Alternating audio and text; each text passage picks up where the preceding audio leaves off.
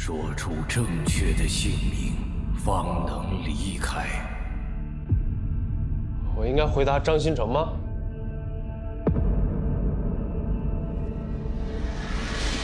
无边无际的白色飘摇着，笼罩了现实世界。浓雾下被开启的大门，悄悄地连接了处于黑暗中的陌生荒海。15521.85433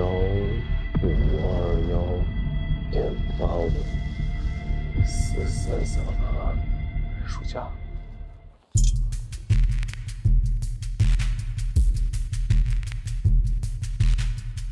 幽灵般光芒的巨大木船，忧虑的火焰在身上熊熊燃烧，血肉与骨骼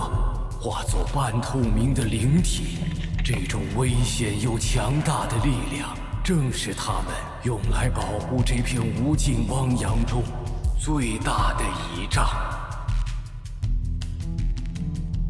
原来是深海鱼界。所以，请说出正确的姓名，方能离开。邓肯·埃布诺马尔。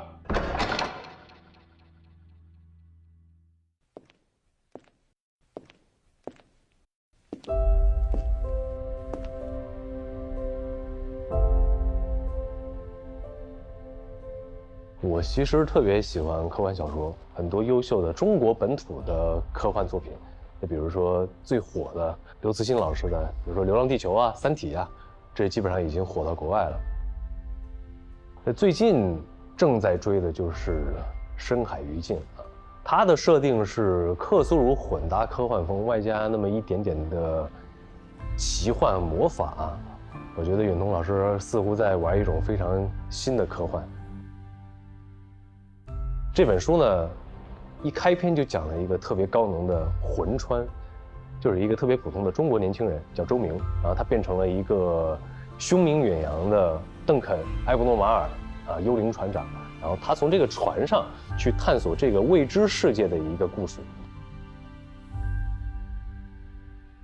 航海探险和这种海洋城邦文明的设定非常的少见，我觉得它这种世界观其实是非常的新颖，也比较猎奇啊。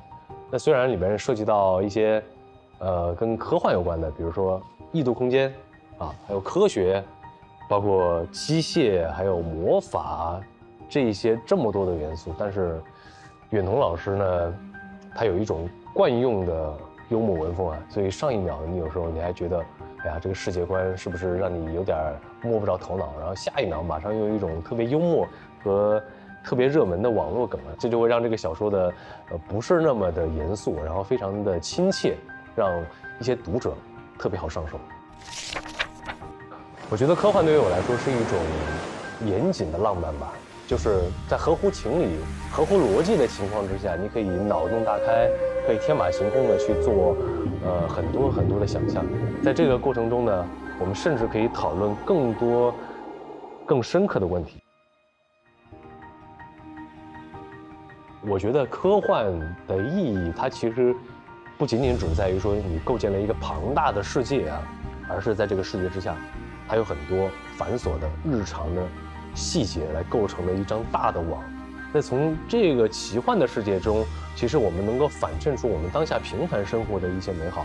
比如说有些网文呢，它的设定很新啊，脑洞很大，所以我平时拍戏的过程中也会看看这些小说，换换脑子，会有一些意想不到的新的奇妙的点。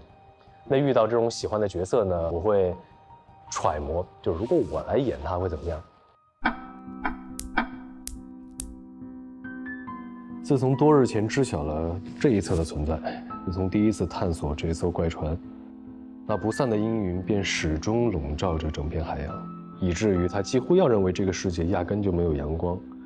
要认为这个世界本就永远阴云密布。深海鱼境最近刚刚获得了2022年的银河奖，如果你也喜欢科幻的话，推荐你来起点读书，可以一起上船追更，我敢保证你入股不亏。扬帆起航，开始你的奇幻之旅吧。